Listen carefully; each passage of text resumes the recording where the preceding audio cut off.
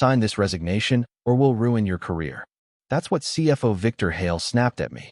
Not asked, not suggested. Snapped like he was closing a cheap umbrella in the rain. I sat across from him in his glass office, my pen already in hand. The paper was crisp and white, printed with that cold HR template font that looks like it was designed to kill dreams.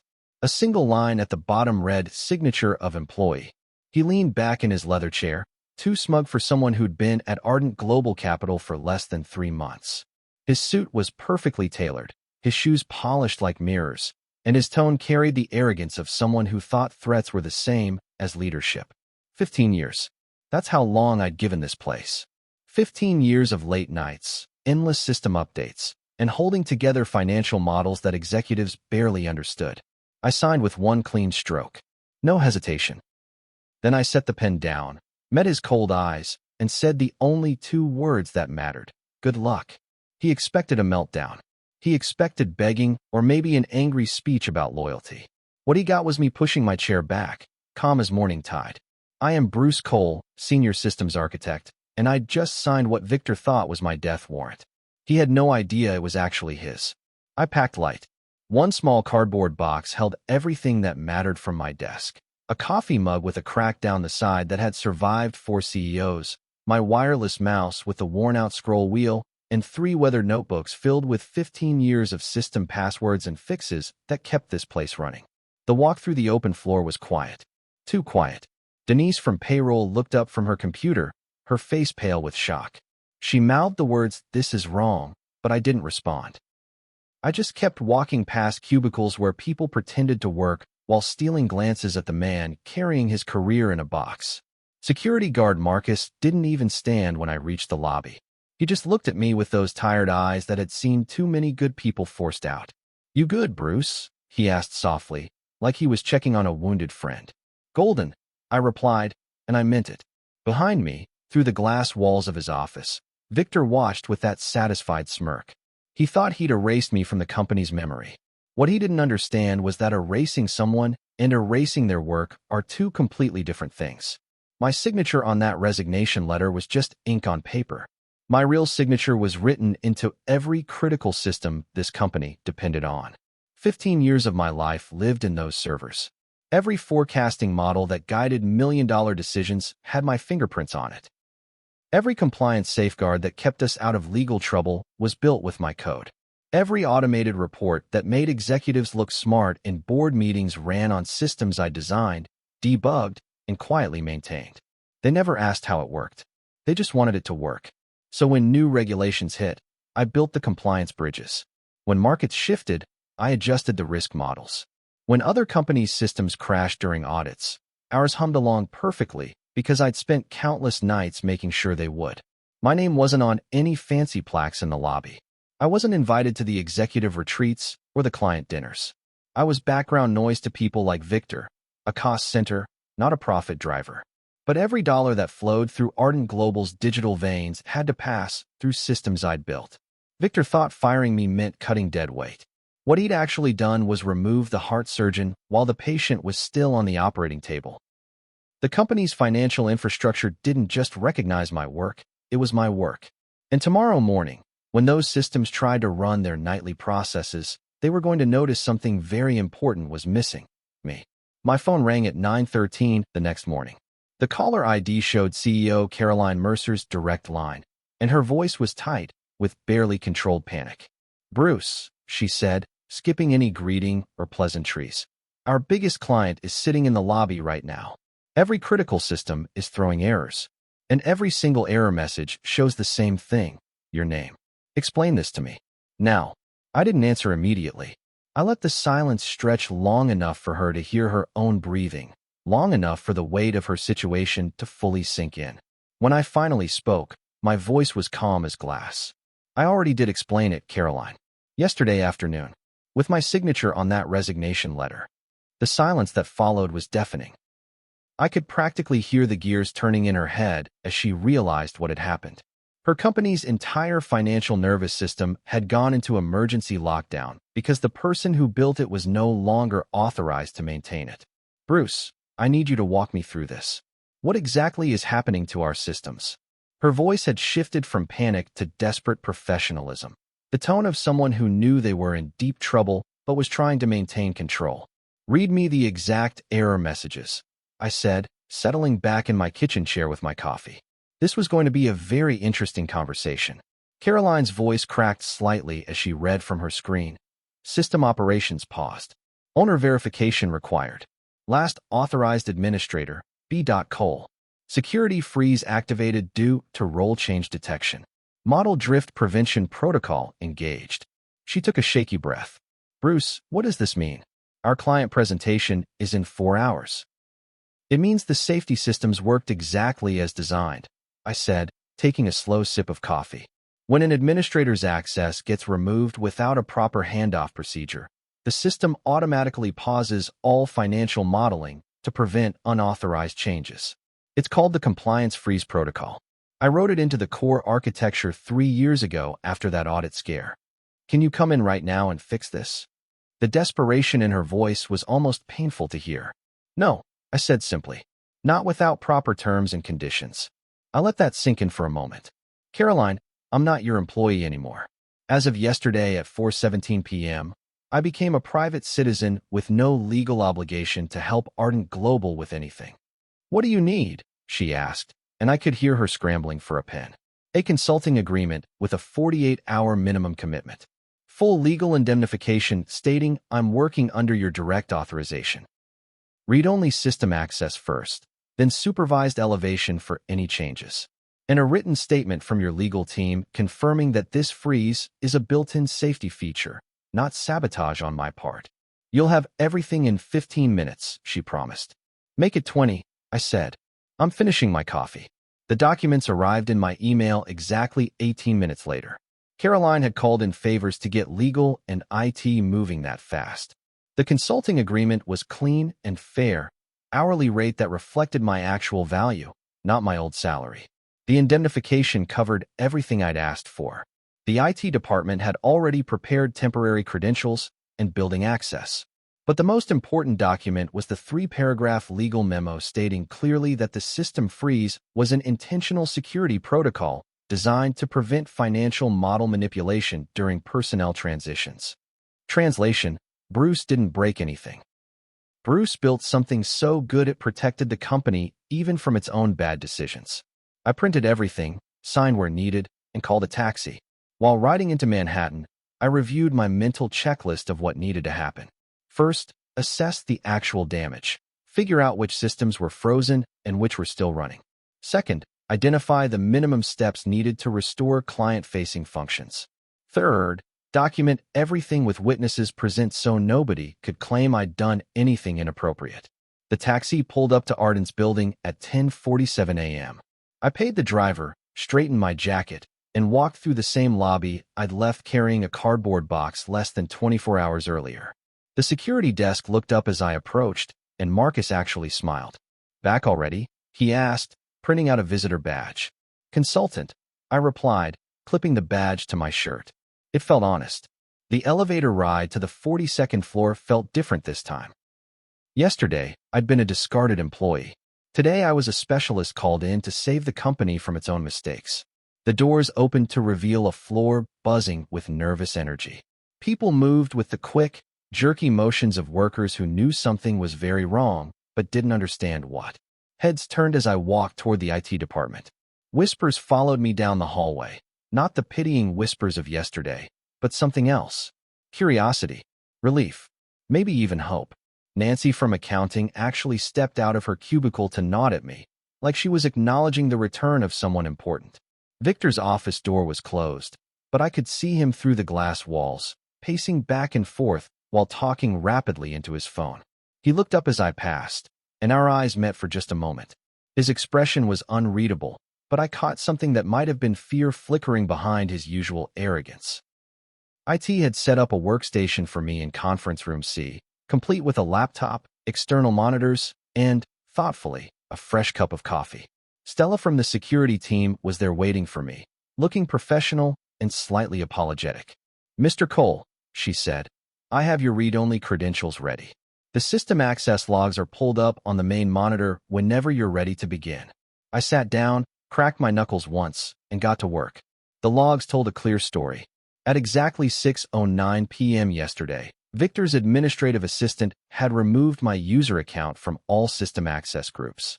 Standard procedure when someone leaves the company, except they'd skipped the critical handoff protocol I'd built into the system 3 years ago. At midnight UTC, the automated monitoring system had detected the role change and triggered the compliance freeze. Every financial model, every client dashboard, every automated report had been locked down to prevent what the system classified as potential unauthorized modification during personnel transition. The freeze wasn't malicious, it was protective, like a seatbelt that locks up when you stop too suddenly. Annoying when you're parked, life-saving when you're about to crash.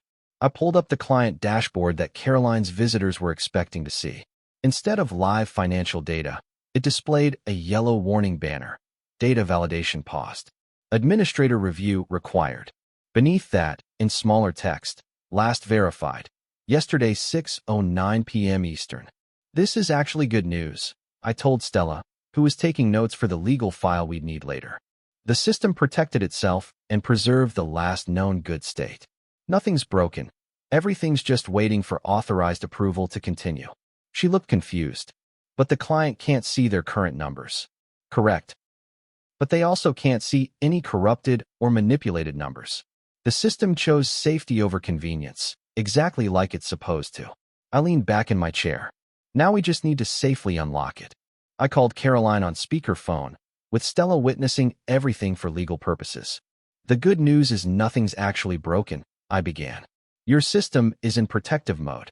We can show yesterday's validated snapshot to your client, or we can recalibrate everything and generate fresh numbers before your presentation. What does recalibration involve? Caroline asked, her voice slightly less panicked than this morning. About 20 minutes of verification work. I need to confirm all data sources are current, check for any overnight changes in market conditions, and validate the risk parameters. Then the system will unlock and resume normal operations. Do it, she said immediately. Not until legal sends me the final indemnification document, I replied firmly. If anything goes sideways during this process, I need written proof that I'm following your direct orders and proper procedures. Silence stretched for almost 30 seconds. Then Caroline spoke carefully. Bruce, I understand your caution, but our client is getting impatient. Caroline, yesterday your CFO threatened to destroy my career if I didn't resign. Today you're asking me to take personal responsibility for fixing a crisis that resignation created. I'm willing to help, but I'm not willing to be your scapegoat if something unexpected happens during the repair process. You'll have the document in 5 minutes, she promised. True to her word, the email arrived at 11:54 a.m. with a comprehensive indemnification letter signed by both Caroline and the company's general counsel. I was just about to begin the recalibration process when Victor burst into the conference room like he owned the place. His face was flushed, his tie slightly askew, and he had that aggressive posture of someone who'd been pacing in his office working up the courage to confront me. This is completely unnecessary, he announced to the room, as if Stella and I were his employees. We can just export last quarter's numbers and extrapolate forward. Clients don't care about the technical details. They want results, not excuses. I looked at him calmly, then continued typing. Victor, I'm here under Caroline's direct authorization with full legal documentation. If you have concerns about the process, I suggest you discuss them with her. His jaw tightened. I'm the chief financial officer of this company. These are financial systems, which makes them my responsibility. Respectfully, Stella interjected, checking her notes. Yesterday, you authorized the removal of Mr. Cole's system access. Today, the CEO authorized his return as a consultant to address the resulting issues. The chain of command seems clear. Victor's phone rang before he could respond. He glanced at the screen, and his face went pale. That's Caroline, he muttered, then answered with forced professionalism. Yes, Caroline. Yes. I understand. Right away.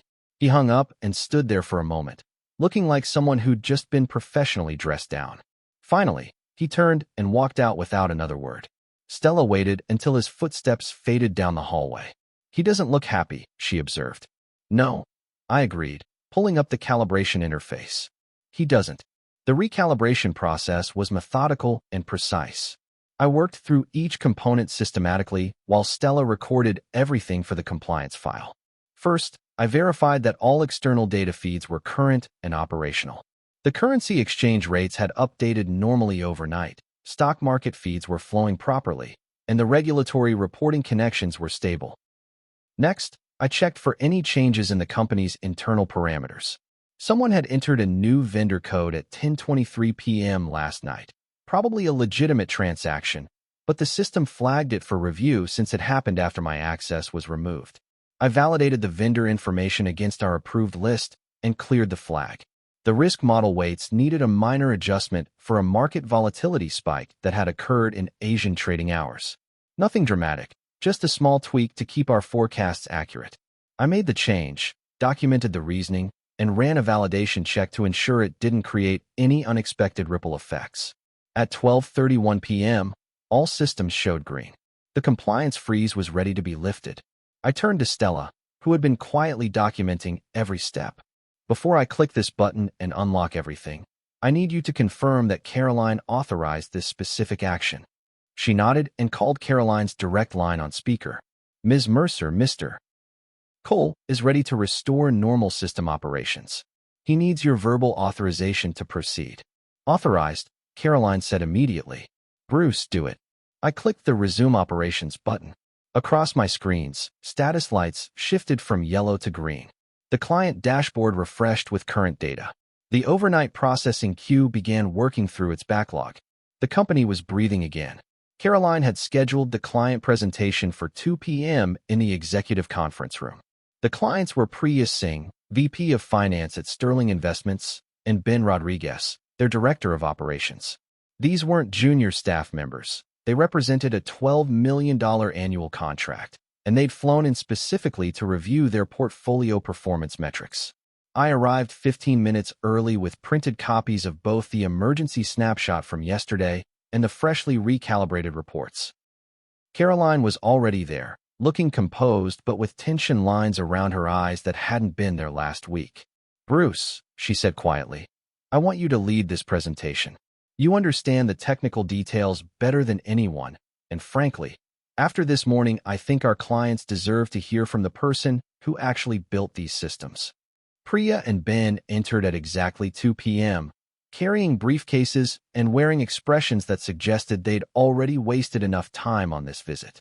Priya spoke first, her tone professional but edged with impatience. We saw system outage warnings on our dashboard this morning. Our procurement team flagged concerns about data reliability. Please explain what happened and how it affects our portfolio analysis. I stood up, activated the conference room display, and began with the truth. At 6:09 p.m. yesterday, administrative changes triggered an automatic compliance freeze in our financial modeling system. This freeze is a built-in safety feature designed to prevent data manipulation during personnel transitions. Priya leaned forward slightly. What kind of personnel transition? I was terminated yesterday afternoon. As the primary architect of these systems, my departure triggered protective protocols that pause all financial calculations until proper authorization can be reestablished. Ben pulled out a notebook and started taking notes. So our morning reports were frozen because you got fired? Exactly, I replied, advancing to the next slide. But here's why that's actually a good thing for you as our client. This freeze prevented anyone from modifying your portfolio analysis during a period of administrative uncertainty. Your data remained locked in its last validated state. I clicked to show yesterday's snapshot. This is what your account looked like at close of business yesterday, completely accurate and verified. And this, I advanced to the current report, is your portfolio status as of this morning, after I recalibrated all models and cleared the freeze. Priya studied both reports carefully. The numbers are nearly identical, just minor adjustments for overnight market movement. Correct, which proves the system worked exactly as designed. No one could manipulate your data, even accidentally, during the transition period. Victor chose that moment to stick his head into the conference room. Sorry to interrupt, but we could have simply used last quarter's baseline and projected forward. Clients prefer simplicity over technical complexity.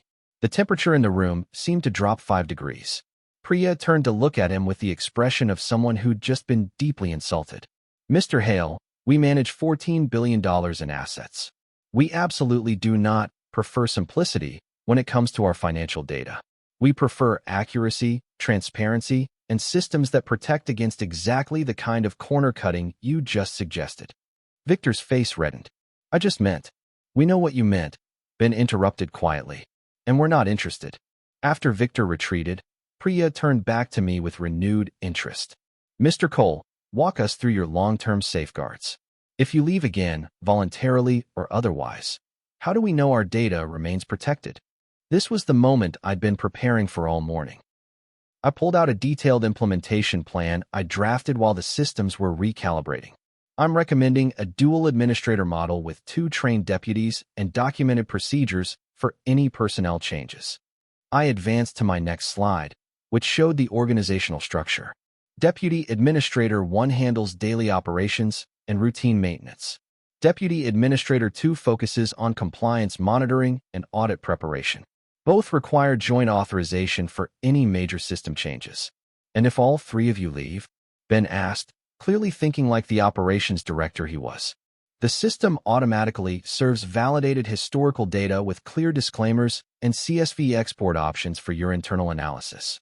No guesswork, no projections, just verified facts with transparency about what's available and what isn't. Priya closed her folder and looked directly at Caroline. This is exactly the kind of risk management we expect from our financial partners. When will this dual administrator system be operational? Caroline glanced at me. Bruce, what's a realistic timeline? 2 weeks for deputy training and documentation. 4 weeks for full implementation with testing. 6 weeks for the external audit. You'll probably want to verify everything works as promised. We'll want that audit report, Ben confirmed, making another note. But assuming it passes, we're comfortable proceeding with our contract renewal. After Priya and Ben left, Caroline asked me to stay behind. The conference room felt different with just the 2 of us. Less formal, more like 2 professionals trying to solve a problem instead of a presentation for clients. Bruce, I owe you an apology, she began. Yesterday's situation should never have happened. Victor overstepped his authority, and I should have been more involved in personnel decisions affecting critical systems. I nodded but didn't say anything. Sometimes the best response is just letting people finish their thoughts. I want to offer you a permanent position as Director of Systems Architecture, reporting directly to me. No CFO oversight, no interference with your technical decisions. Full authority to hire and train your deputy administrators. She slid a folder across the table. Salary increase, equity package, and a clause that requires board-level approval for any future changes to your role. Interested, I opened the folder and reviewed the terms. They were fair, more than fair, actually. The compensation reflected my actual value to the company, not just my position on some outdated org chart. I'll accept, I said, with one additional condition. Any executive who attempts to override system safety protocols or manipulate financial data gets immediate escalation to the board and regulatory authorities. No warnings, no second chances. Caroline extended her hand. Deal. As we shook hands, I noticed Victor's office through the conference room's glass walls. His desk was empty, his computer dark. The nameplate was gone. Where's Victor? I asked. Caroline's smile was thin but satisfied. He submitted his resignation this morning, effective immediately. Apparently, he felt his position had become untenable.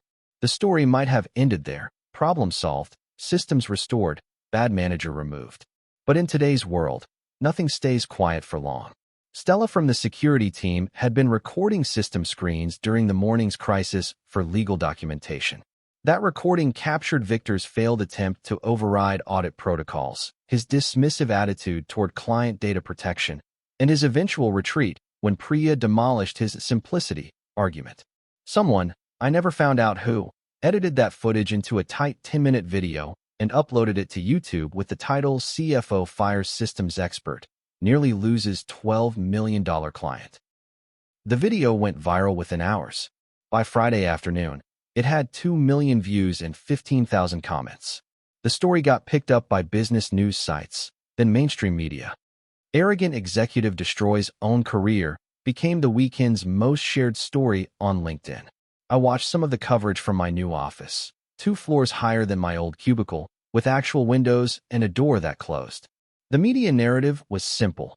Competent employee gets fired by incompetent boss, saves company despite unfair treatment, gets promoted while boss gets fired. It wasn't wrong, exactly, but it missed the deeper point.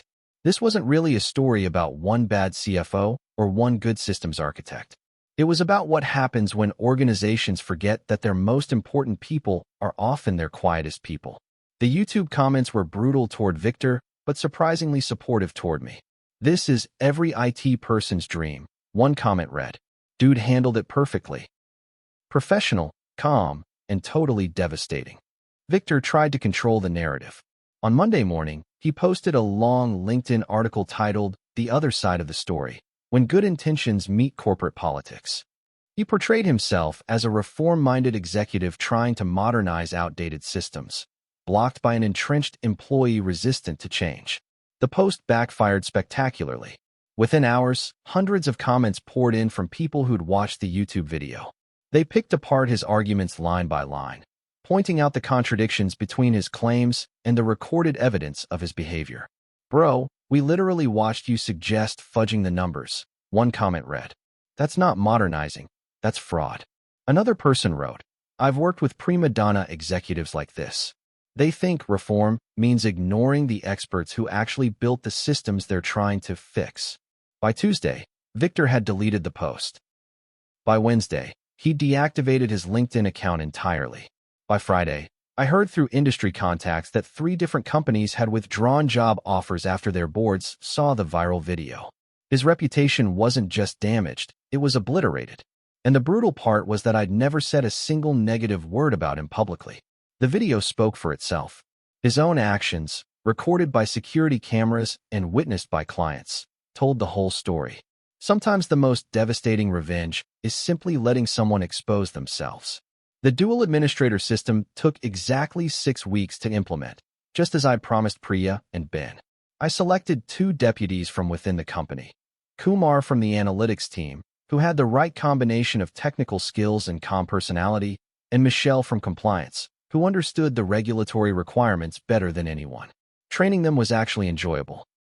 Instead of working alone in the background, I was teaching people who genuinely wanted to understand not just how the systems worked, but why they were designed the way they were. Kumar asked excellent questions about risk modeling. Michelle caught potential audit issues I hadn't even considered. The external audit went smoothly. The auditors praised the documentation, tested the fail-safe mechanisms, and certified that our system met or exceeded industry standards for financial data protection. Sterling Investments renewed their contract for another 3 years. More importantly, other clients started asking about our COL protocol, their term, not mine.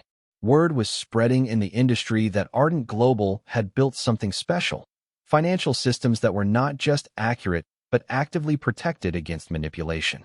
By the end of my 3rd month as director, we had 2 new major clients specifically because of our system architecture. The company's revenue was up 18%, directly attributable to the stability and transparency of our financial reporting. I'd gone from being seen as a cost center to being recognized as a profit driver. Not because I'd changed what I was doing, but because the organization had finally understood what I'd been doing all along. 6 months after the YouTube video went viral, I received an unexpected invitation, testifying before a congressional subcommittee on financial technology regulation. Apparently, my system's automatic freeze had caught the attention of policymakers who were trying to prevent the kind of financial manipulation that had caused previous market crashes. The hearing room was intimidating, wood-paneled walls, elevated seats for the representatives, cameras recording everything for C-SPAN. But the questions were straightforward and technical, exactly the kind of discussion I was comfortable with. "Mr. Cole," asked Representative Williams from the Financial Services Committee, "can you explain in simple terms how your system prevents the kind of data manipulation we've seen in previous corporate scandals?" "Congressman, the key principle is separation of concerns," I replied. "The people who can modify financial data are not the same people who can authorize those modifications. Every change requires multiple approvals and creates a permanent audit trail that can't be altered retroactively." Representative Chun leaned forward. And this system automatically detected when normal safeguards were compromised. Exactly. When my administrative access was removed without following proper handoff procedures, the system recognized this as a potential security breach and locked down all financial modeling until authorized personnel could verify system integrity. The questions continued for 2 hours, covering technical details, implementation costs, and regulatory implications. Throughout the hearing, I stuck to facts and avoided any personal commentary about Victor or Ardent Global's management decisions. But the message was clear. Systems designed with proper safeguards could prevent financial manipulation even when human oversight failed. The congressional testimony clip became almost as viral as the original YouTube video. Business schools started using the Cole Protocol as a case study in risk management. I received speaking invitations from financial conferences and regulatory agencies. More significantly, Victor's name became permanently associated with the case study as the cautionary example of what happens when executives prioritize convenience over compliance. Every article about financial system design mentioned the Hale incident as a perfect example of why technical safeguards matter. He never found another executive position. I heard through industry contacts that he'd moved to consulting, then eventually left finance entirely. The last I heard, he was selling real estate in Phoenix, as far from Wall Street as he could get. I didn't take any joy in his downfall. Destroying someone's career wasn't my goal, protecting financial systems was. But Victor had made his choice when he decided that threatening my career was an acceptable way to solve his problems. The brutal irony was that if he'd simply asked me to train someone else and transition my responsibilities gradually, I would have been happy to help. Most technical people are eager to share knowledge with colleagues who show genuine interest in learning. Instead, he'd chosen intimidation and shortcuts. The market had rendered its verdict on that approach. 1 year after the resignation letter, Caroline offered me another promotion, Vice President of Risk Systems Architecture, with authority over all technical infrastructure and a seat at the executive table. The compensation package was substantial. More than I'd ever imagined earning when I started as a junior systems analyst 15 years earlier. But the real satisfaction wasn't the money or the title. It was walking into board meetings where my technical recommendations carried real weight, where executives listened when I explained why certain safeguards were necessary, where "just make it work" had been replaced by "help us understand how to do this properly." I'd built systems that protected not just Ardent Global, but potentially the broader financial industry. The regulatory framework inspired by our architecture was being adopted by banks and investment firms across the country. Sometimes I thought about that moment in Victor's office when he demanded my signature on the resignation letter. He'd seen it as erasing me from the company. I'd seen it as documentation that any resulting problems weren't my fault. Neither of us had anticipated that my signature would become the catalyst for fundamentally changing how financial systems protect themselves against manipulation. The most meaningful moment came on an ordinary Tuesday afternoon. Denise from payroll, the same person who'd looked at me with pity during my walk of shame, stopped by my office with a question about expense reporting procedures. As she was leaving, she paused at my door. "Bruce, I owe you an apology. When Victor fired you, I thought it was just another case of corporate politics. I didn't understand that you'd built something special here, something that protected all of us." She looked around my office, taking in the industry awards on the wall, the framed regulatory compliance certificates, the photos from speaking engagements. "I'm glad you came back. I'm glad you fought for what you'd built." "I didn't fight," I corrected gently. "I just documented everything and let the systems speak for themselves." She smiled. "That's what made it so effective. You didn't have to tear anyone down. You just proved what you'd built up." After she left, I sat in my office looking out at the Manhattan skyline, thinking about the difference between revenge and justice. Revenge is about hurting someone who hurt you. Justice is about making sure the right systems are in place so good work gets protected and recognized. I hadn't destroyed Victor's career out of spite. The systems I'd built had simply revealed the difference between competent leadership and dangerous incompetence. 2 years later, I received an email that made me smile. It was from a graduate student at Wharton Business School, asking for an interview about the Cole Protocol for her thesis on automated compliance systems in financial services. "Professor Martinez suggested I contact you directly," she wrote. Your case study has become central to our curriculum on risk management and system architecture. Students consistently rank it as the most impactful example of how technical design decisions can have broader organizational and regulatory implications. The interview was conducted over video call, with the student asking thoughtful questions about decision-making processes, stakeholder management, and the relationship between technical systems and corporate governance. She was particularly interested in how the automated freeze had balanced system security with business continuity. Mr. Cole, she asked near the end of our conversation, if you were advising current students about managing conflicts between technical best practices and executive pressure, what would you tell them? I thought carefully before answering. Document everything. Build systems that protect themselves and their users. And remember that quiet competence is often more powerful than loud arguments. Sometimes the best way to prove your point is to let your work speak for itself. The thesis was published 6 months later and won the school's award for Best Research in Organizational Behavior. The title was perfect: When Systems Protect Themselves, Automated Governance, and the Limits of Executive Authority.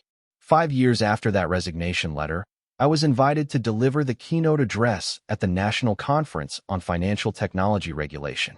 The audience included bank executives, government regulators, technology vendors, and academic researchers. Essentially everyone involved in building and overseeing the financial systems that keep the economy running. I opened my speech with a simple question. How many of you have been told to just make it work when you raised concerns about system security or compliance? About half the hands in the auditorium went up. The Cole Protocol isn't really about me, I continued. It's about the thousands of technical professionals who build safeguards into critical systems every day, often without recognition, frequently despite pressure to cut corners. I clicked to my next slide, showing a timeline of financial crises over the past 20 years. Every one of these disasters could have been prevented or minimized by systems that automatically detected and prevented data manipulation. The technology exists. The challenge is organizational, creating cultures where technical expertise is respected, not overruled.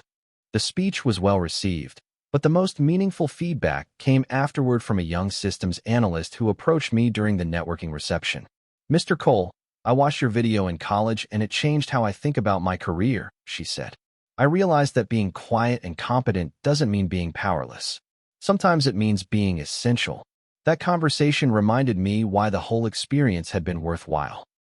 Not for revenge, not for recognition, but for changing how organizations think about the relationship between technical systems and business decisions.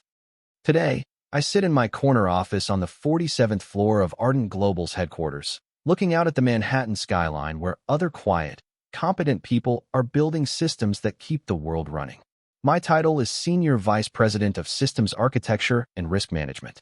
My compensation reflects my actual value to the organization. My recommendations carry executive weight in board meetings. But the real victory isn't the corner office or the speaking engagements or the industry awards. The real victory is cultural. Ardent Global now treats system architecture as a core business function, not a cost center. Technical recommendations are evaluated on their merits, not overruled by executives who don't understand the underlying complexity. New employees in our IT department get training not just on coding and system administration, but on documentation, communication, and professional advocacy. They learn that protecting systems sometimes means protecting them from well-intentioned but misguided management decisions. The framed newspaper clipping on my wall tells the whole story in one headline. Systems architect's resignation triggers corporate transformation. But I prefer the handwritten note tucked behind it, from Kumar, one of my deputy administrators. Thanks for showing us that quiet doesn't mean disposable. Quiet means essential. Victor's resignation letter forced me to choose between bitterness and building something better. I chose a building. The systems we've created since then don't just protect Ardent Global, they've become a model for the entire industry. Sometimes I think about that moment when Victor demanded my signature, expecting it to erase me from the company's future. He got exactly what he asked for, my signature. What he didn't understand was that my real signature had already been written into every critical system the company depended on. You can fire the architect, but the foundation remains. And sometimes, if you've built it well enough, that foundation will protect itself and everyone who depends on it. Even when the people in charge don't understand what they're trying to tear down. Quiet doesn't mean powerless. Sometimes quiet means indispensable. And the loudest statement you can make is simply refusing to disappear when someone tries to erase you. The company learned that lesson the hard way. Victor learned it too, though by then it was too late for his career. But the systems we built from that crisis, they're still running, still protecting, still proving that good architecture outlasts bad management. That's the real victory. Not revenge, resilience. Not destruction, construction. Building something so solid that it protects everyone, even from their own worst decisions. My signature on that resignation letter wasn't the end of my story at Ardent Global. It was just the beginning of a better chapter.